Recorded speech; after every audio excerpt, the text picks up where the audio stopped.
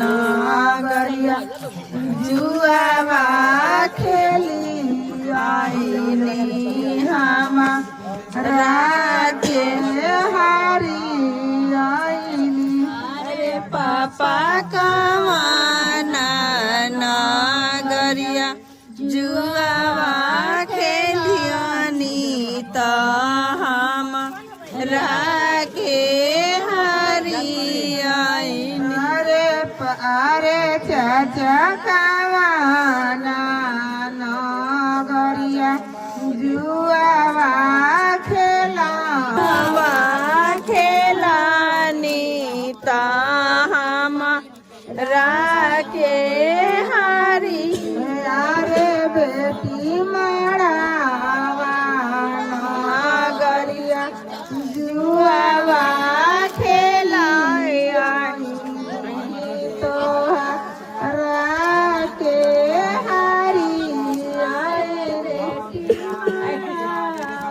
तो सुते सुतल बा जाके पे सब चला घर सुतर ले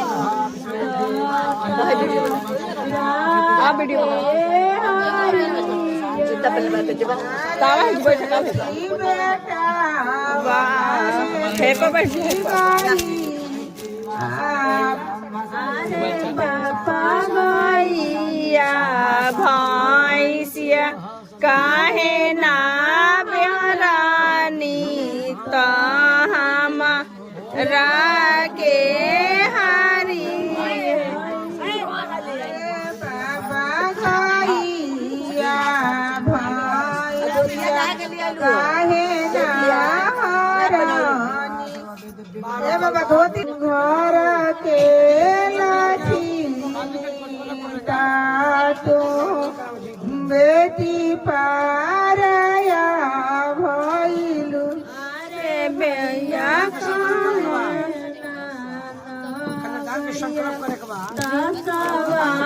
खेलानी बाबू दो दुनिया बाप बिनला बनिया बाप बिन आहार माँ बाप देले पहिरा बाबू दो रोई मत रोके मत बैठी। हां काम करेगा नीचे ऊपर नीचे मन शादी किया कौन चीज आंसू मांग के पासे के छतिया पापा जी कइले हो बानी हमरा के तेजत हो बानी। के छतिया पापा जी कइले हो बानी हमरा के तेजत हो बानी। के छतिया पापा कइले हो बानी हमरा के तेजत हो बानी। बिरैया बेटी हो बैठल बानी तारा के बैठले हो बानी। बिरैया बेटी हो बैठल हो बानी तारा के बैठले हो बानी। बिरैया बेटी हो बैठल बानी तारा के बैठले हो बानी। बिरैया बेटी हो बैठल हो बानी तारा के बैठले हो बानी। के छतिया बेटी हो कइले बानी तो राके तेजत हो बानी। के छतिया बेटी पथरवा हो कइनी तो राके तेजत हो बानी। के छतिया पापा जी कइले हो बानी तो राके तेजत हो बानी। के छतिया पापा जी कइले हो बानी हमरा के तेजत हो बानी। बेटा पतैया पापा कहना तेजी हो हमरा के हारी हो। पतैया तारा हो काहे ना रानी हमरा के हारी हो। ऐसे घोड़वा पापा काहे ना रानी हमरा के हारी हो। से घोड़वा पापा काहे ना रागे हरिया भैंसिया पापा जी कहे ना रानी हम रागे हरत कहिया भैंसिया पापा जी कहे ना रानी हम रागे हरिया भैंसिया बेटी भर के लक्ष्मी बेटी पाराया हो भाई तो बेटी पाराया हो भैया भैया घर के लक्ष्मी बेटी पाराया भाई बेटी पाराया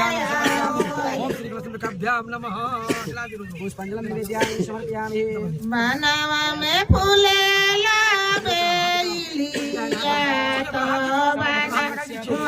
सोहन लागे बनवा में फूलेला बेलिया तो बना फावेलिया जू फूला लो रहिया ला फावेली मोलिनिया तो आज फूला लो रहिया फावेली मोलिनिया तो आज फूला लो रहिया ला फावेली मोलिनिया तो आज फूला लो धीरा धारा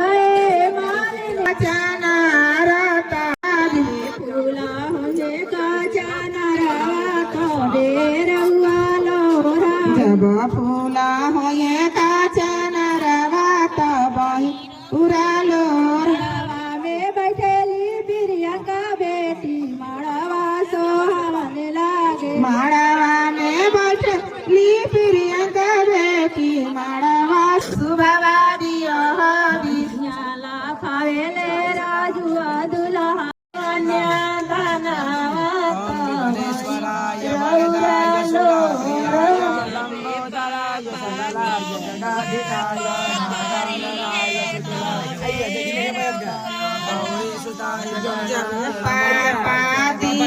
कनिया दनवा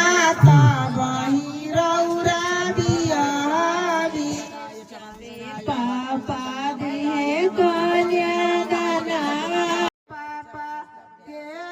हेलो गाइस, तो यहाँ पे हो रहा है मेरी बहन का कन्यादान, जो कि चाचा और चाची कर रहे हैं।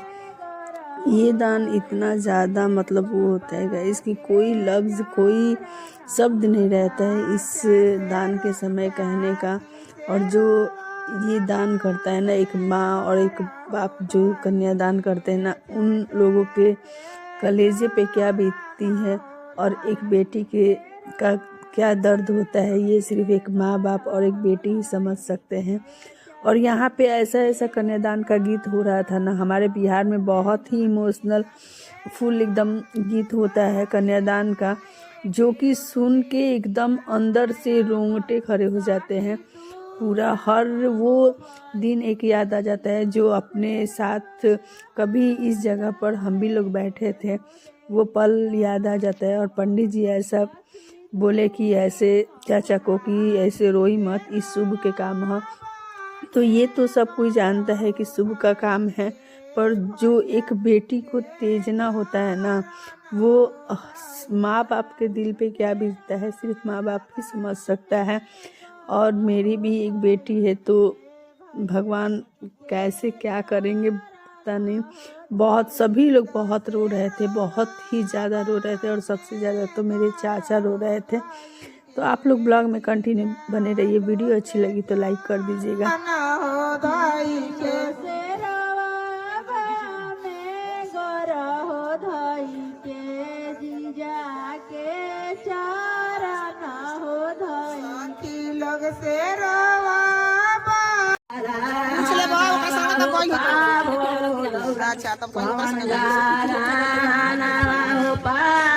साज बेलिया लोग ले हो पवन गाराना बीनू सगाराना हो बाबा साजी बेरा लोग ले हो पवन गाराना बीनू हो पवन गाराना बीनू सा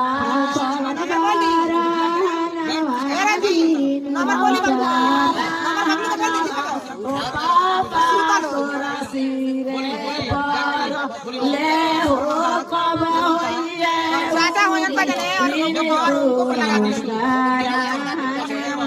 पापा तारा सिरे ले हो कब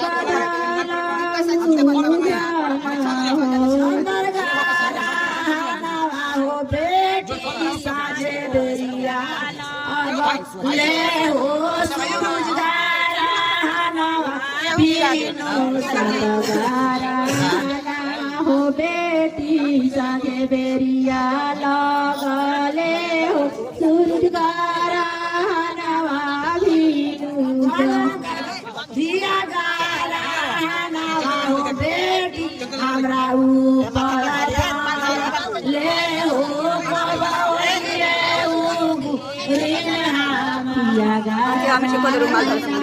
बेटी हमरा लगले हो कब होइए घरे हम से लोटवा दिया दान करी हो तब होइए ऋण तो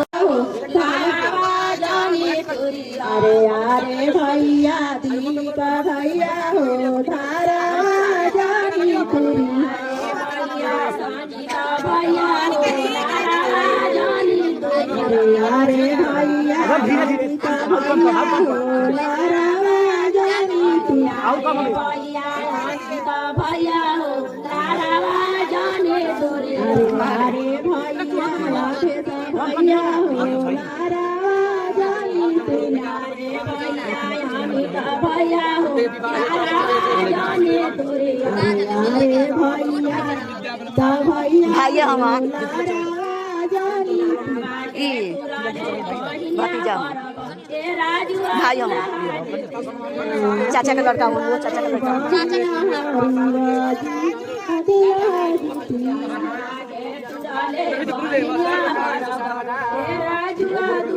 हवा के तुराले बहनिया हरवाए राजुआ दुलाजी भैया धर्मेंद्र भैया हो लारा जानी अरे भैया धर्मेंद्र भैया हो लारा जानी अरे भैया मुना भैया हो लारा जानी अरे भैया मुना भैया हो लारा अरे भैया जितेंद्र भैया हो लारा जानी अरे भैया भैया हो लारा जानी के तुराले बहनिया राजुआ दुल्हा के तुराले बहनिया राजुआ दुल्हा बाबाजी के गारा हो सोने के जोरा वाहो पुरिया गारा जा जा बाबाजी के गारा वाहो सोने के कटोरा वाहो पुरिया गारा जा जा कटोरा वाहो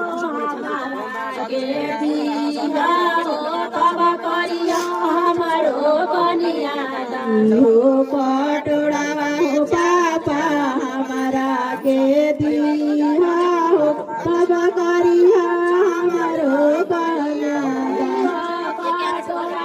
बेटी बराबर के लाची हो पिया गीता भैया हो पटोड़ा हो बेटी घर भर के लाची हो पियले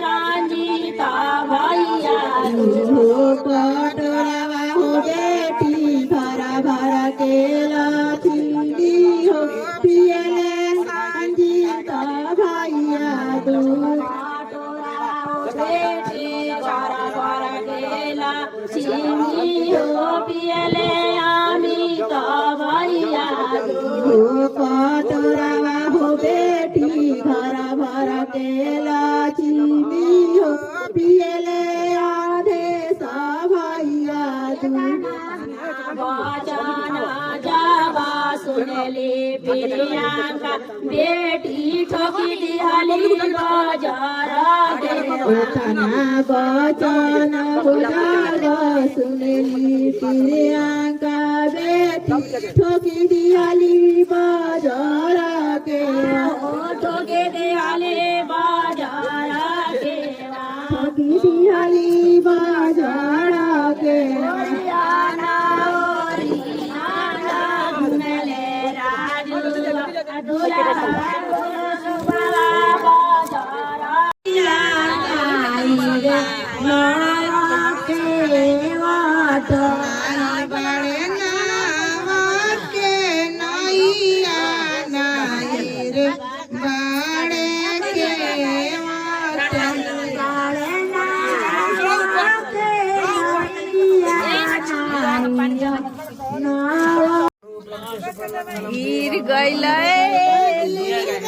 गिर गइल हमरा बाबुनी के गोरावा पर गिर गइला दुल्हा गिर गइला हमरा बाबुनी के गोरावा पर गिर गइले दुल्हा साथ गइले हमरा चापा के तिलक देहल साथ गइले दुल्हा साथ गइले हमरा भैया के तिलक चावल साथ गिर गइले दुल्हा गिर गइला हमरा बाबुनी।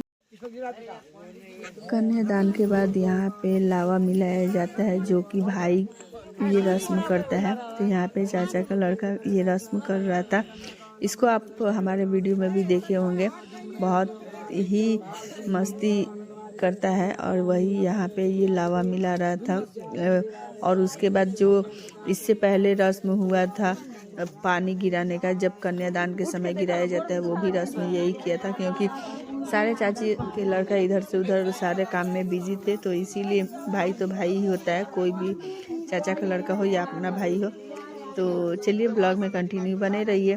और यहाँ पे उसके बाद जब लावा मिला दिया जाएगा तो उसके बाद यहाँ पे होगा सिंदूरदान। तो आप लोग प्लीज़ वीडियो को लाइक करना बिल्कुल मत भूलिएगा। और यहाँ पे ये देख सकते हैं आप, इधर चल रहा था शादी विवाह और इधर इन लोगों का चल रहा था आटे और सूखे आटे और वो ग्लिटर बोला जाता है, किरकिरी हम लोग बोलते हैं जिसको। उन सब से इन लोगों का मस्ती मजाक चल रहा था। और हम तो यहाँ पे आराम से बैठ के शादी देख रहे थे, क्योंकि भाई शादी रोज़ रोज़ नहीं देखा जाता है किसी का, इसीलिए। तो चलिए ब्लॉग में कंटिन्यू आप सभी बने रहिए। और शादी विवाह में किसके किसके यहाँ ऐसे आटे से और किरकिरी से जो होता है मस्ती मजाक चलता है, कमेंट में ज़रूर बताइएगा। और उसके बाद यहाँ पे सातों वचन का मतलब सिंदूरदान जब होता है तो पंडित जी समझाते हैं। वही पंडित जी बहुत ही अच्छे तरीके से समझा रहे थे, जो कि सारे लोग बैठ के यहाँ पे सुन रहे थे। और समझाने सातों वचन समझाने के बाद यहाँ पे दूल्हे राजा ने किया सिंदूरदान। ये है भाभी बता रही थी कि ऐसे ऐसे करना है। और यहाँ पे सभी लोग, ऐसा होता है ना कि जब सिंदूर पड़ता है तो हर एक इंसान की आंख से आंसू टपक ही जाता है। और उसके बाद ये बेटी हो गई पराई, जो कि सिर्फ सिंदूर की वजह से, जिसको पाल के पोस के इतना बड़ा करे, सिंदूर की वजह से बेटी पराई हो जाती है। और उसके बाद यहाँ पे सभी लोग अपने काम में बिजी हो गए, इधर उधर बिजी क्या होना, सभी लोग इधर से उधर बैठ के सभी लोग रो रहे थे कि अब बेटी विदा हो जाएगी। तो यहाँ पे देखिए करी सिंदूर दान सीना।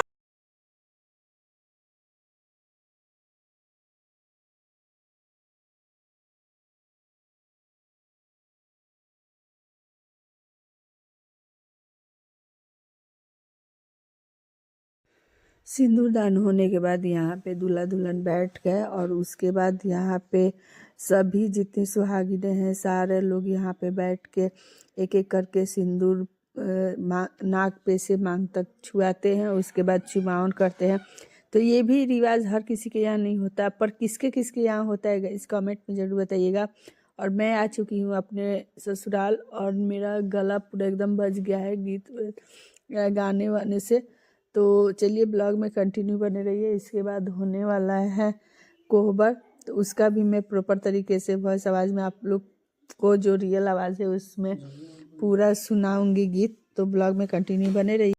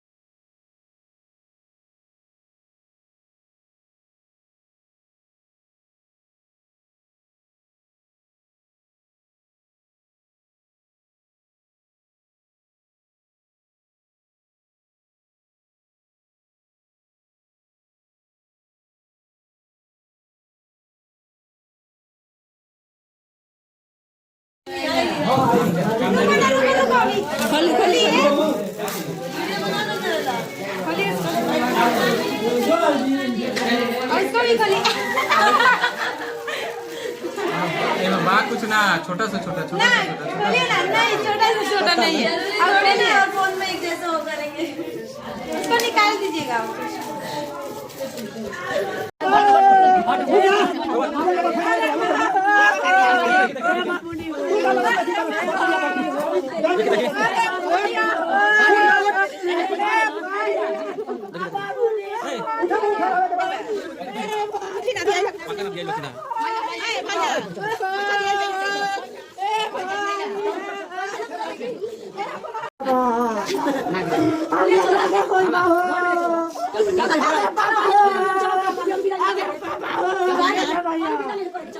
Oke, kalau ya no.